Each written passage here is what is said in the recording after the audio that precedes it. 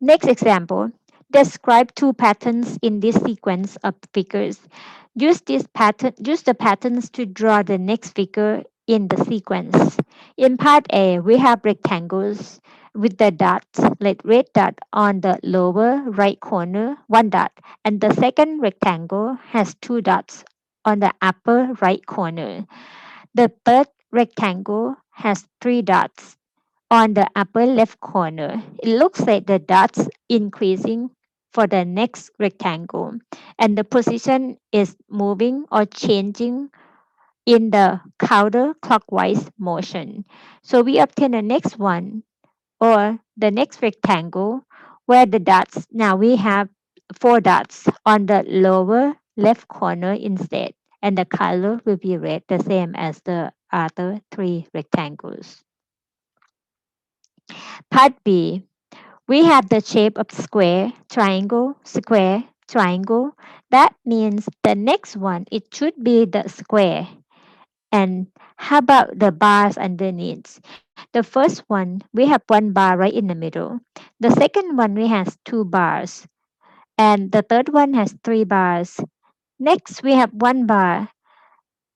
So as the pattern repeated, the next one, the next shape here, which is the rectangle, it should have two bars, same as the first pattern of the second one. If we keep going with the next, it should be the triangle and has three bars on the bottom.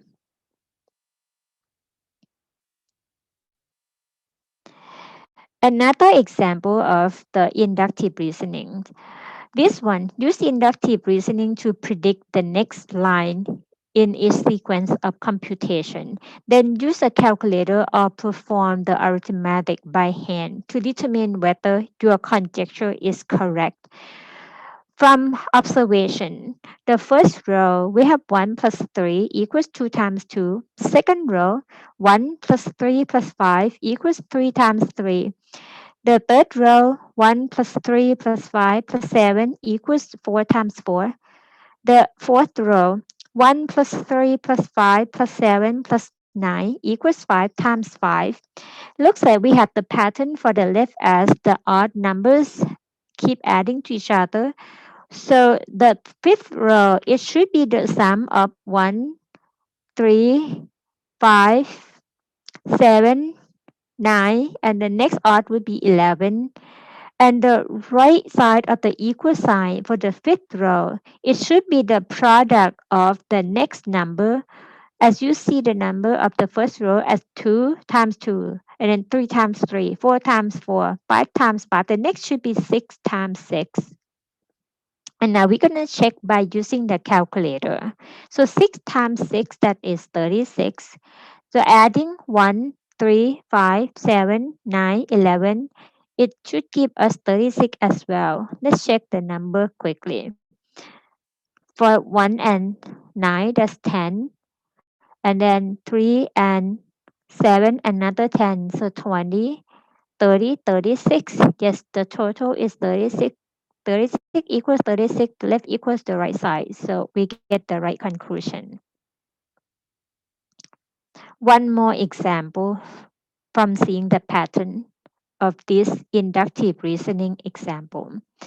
On the left hand side, we have 3 added by 6 equals 6 times 3 divided by 2. The second row, 3 plus 6 plus 9 equals 9 times 4 divided by 2. The third row, 3 plus 6 plus 9 plus 12 equals 12 times 5 divided by 2. The fourth row, 3 plus 6 plus 9 plus 12 plus 15 equals 15 times 6 divided by 2. The pattern on the left side would be the sum of the 3 and its multiple. So we make a guess as gonna be the sum of 3 and 6 and 9 and 12 and 15, and the next multiple of the three number would be 18. And the right hand side as a product divided by 2, but the product of the first number would be the multiple of 3, like first starting from 6 and then 9 and then 12 and then 15. The next gonna be 18. and multiply by the number, which is the running number. Or starting from 3 and then 4 and then 5 and then 6, the next number gonna be 7. Let's check the number by using the calculator. For the right hand side, 18 times 7, which is 136, 126, I'm sorry, 176 divided by 2, which give us the value 63. 63. And next, check the sum on the left hand side.